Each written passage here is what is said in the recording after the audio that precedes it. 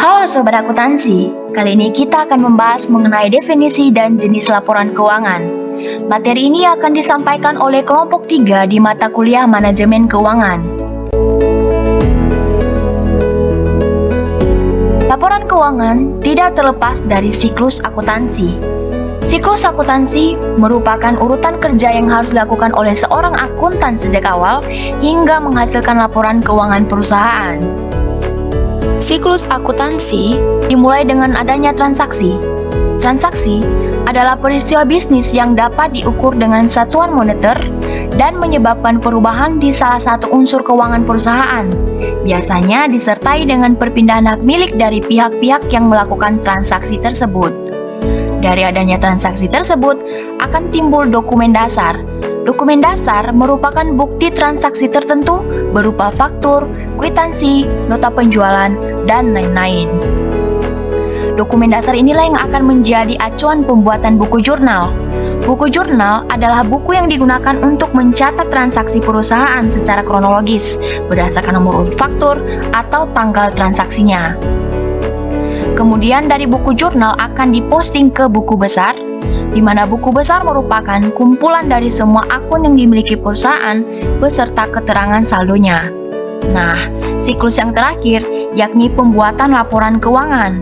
Seorang akuntan akan membuat laporan keuangan pada akhir siklus akuntansi untuk berbagai pihak yang membutuhkannya.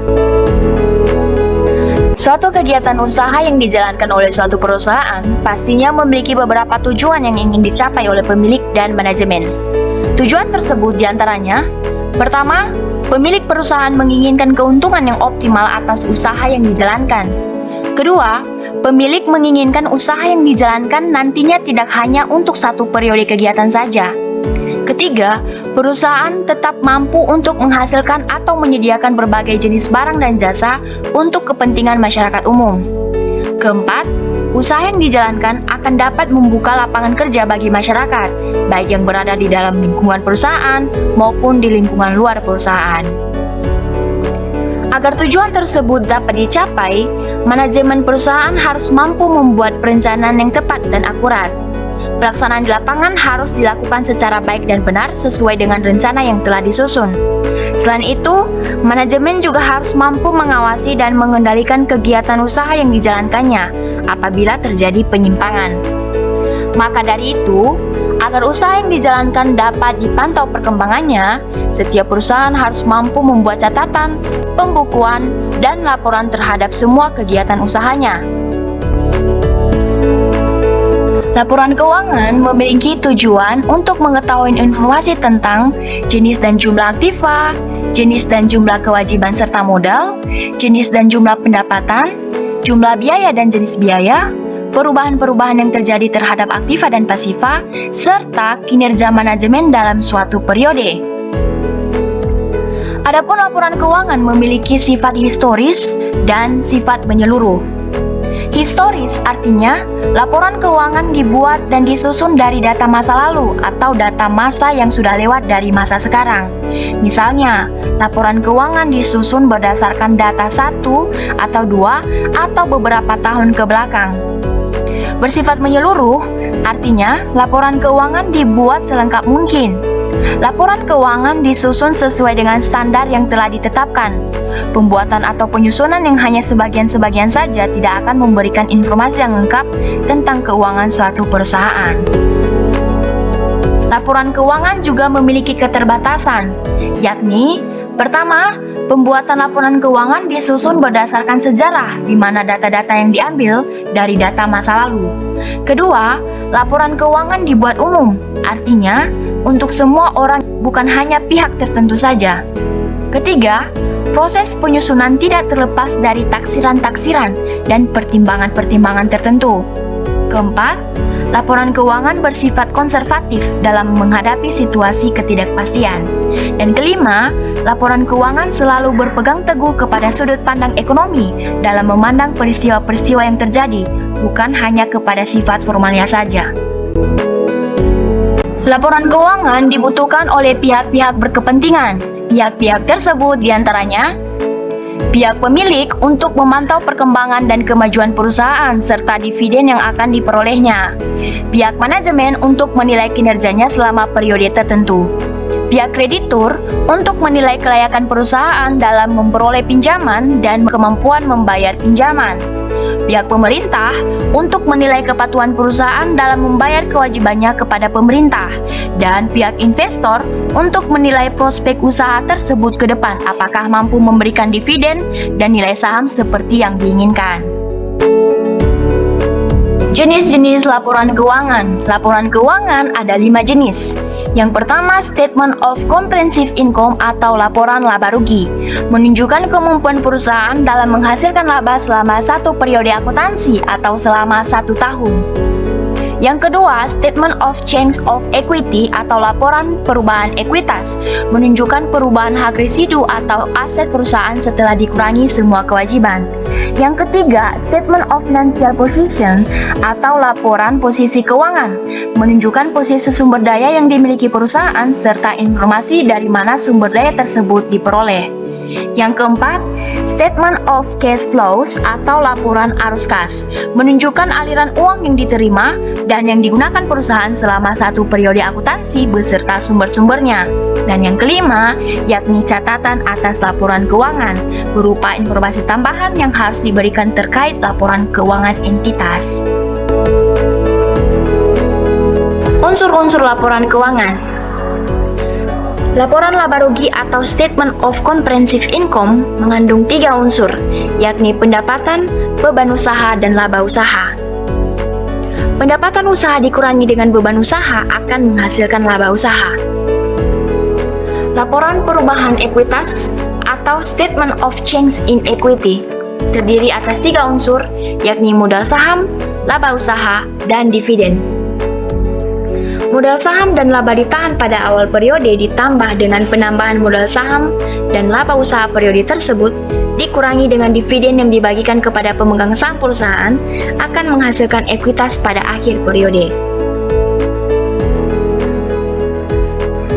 Laporan posisi keuangan atau neraca atau Statement of Financial Position terdiri atas 3 unsur, yakni aset yang merupakan sumber daya yang dimiliki oleh perusahaan pada suatu periode tertentu, berupa uang, tagihan, persediaan barang dagang, peralatan kantor, kendaraan, bangunan, tanah, dan sebagainya.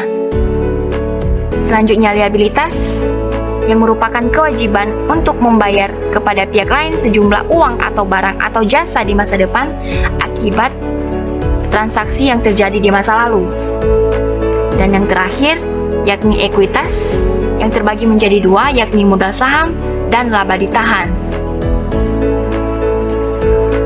Laporan arus kas atau Statement of Cash Flows terdiri atas 3 aktivitas. Yang pertama, aktivitas operasi yang berkaitan dengan upaya perusahaan untuk menghasilkan sekaligus menjual produknya. Yang kedua, aktivitas investasi yang berkaitan dengan pembelian dan penjualan harta perusahaan yang dapat dijadikan sumber pendapatan perusahaan, seperti penjualan gedung, tanah, dan lain-lain. Yang ketiga, aktivitas pembiayaan yang berkaitan dengan upaya mendukung operasi perusahaan dengan menyediakan kebutuhan dana dari berbagai sumber, serta konsekuensinya. Misalnya, penerbitan surat utang, penerbitan obligasi, dan lain-lain. Catatan atas laporan keuangan. Catatan atas laporan keuangan berisi informasi tambahan yang harus diberikan menyangkut berbagai hal, seperti kebijakan akuntansi yang digunakan perusahaan, dan berbagai informasi yang relevan dengan laporan keuangan tersebut.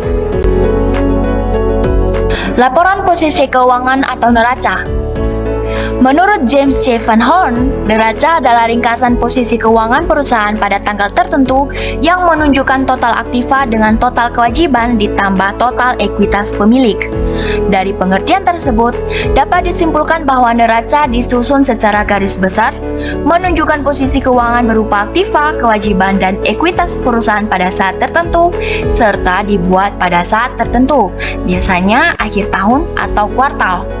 Neraca memiliki persamaan aktiva sama dengan pasiva, atau aset sama dengan kewajiban ditambah modal. Penyusunan neraca dimulai dari yang paling liquid atau lancar, dimulai dari aktiva, kemudian kewajiban, dan modal.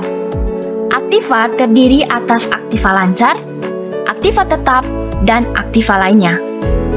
Komponen yang terkandung dalam aktiva lancar adalah kas, bank, surat-surat berharga, piutang, persediaan, dan sebagainya. Aktiva tetap dibagi menjadi aktiva tetap berwujud dan tidak berwujud. Komponen dalam aktiva tetap berwujud misalnya tanah, bangunan, mesin, kendaraan, peralatan, dan lain-lain. Sedangkan dalam aktiva tidak berwujud misalnya hak paten, goodwill, opsi, dan lain-lain.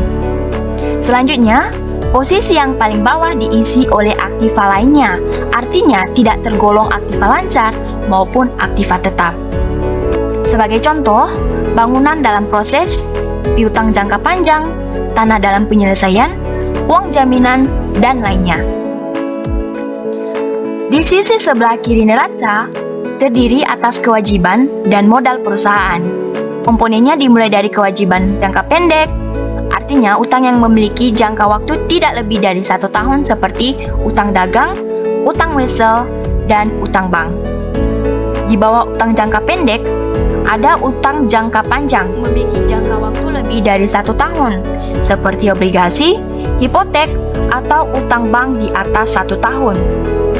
Posisi yang terakhir di sisi kiri neraca yaitu modal perusahaan atau equity. Komponen modal terdiri dari modal disetor, laba ditahan, cadangan laba, hibah, dan lain-lain.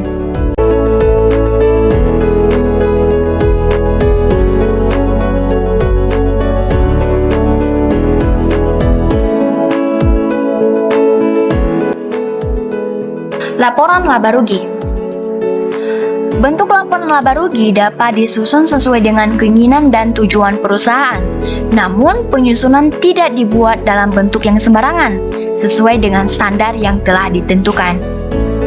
Laporan laba rugi digunakan untuk mengetahui jenis, jumlah masing-masing dan jumlah keseluruhan pendapatan, jenis, jumlah masing-masing dan jumlah keseluruhan biaya yang dikeluarkan, serta hasil usaha yang diperoleh. Berikut terlampir komponen yang terkandung di dalam laporan laba rugi. Dalam praktiknya, laporan laba rugi dapat disusun dalam 2 bentuk. Yang pertama, bentuk tunggal atau single step. Bentuk tunggal atau single step merupakan gabungan dari jumlah keseluruhan penghasilan, baik pokok maupun di luar pokok, dijadikan satu. Kemudian jumlah biaya pokok dan di luar pokok juga dijadikan satu. Dengan demikian, faktor pengurangnya adalah jumlah seluruh penghasilan dengan jumlah seluruh biaya.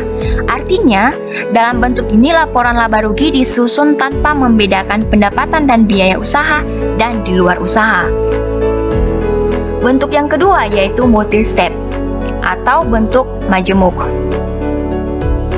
Bentuk multiple step merupakan pemisahan antara komponen usaha pokok dengan di luar usaha pokok.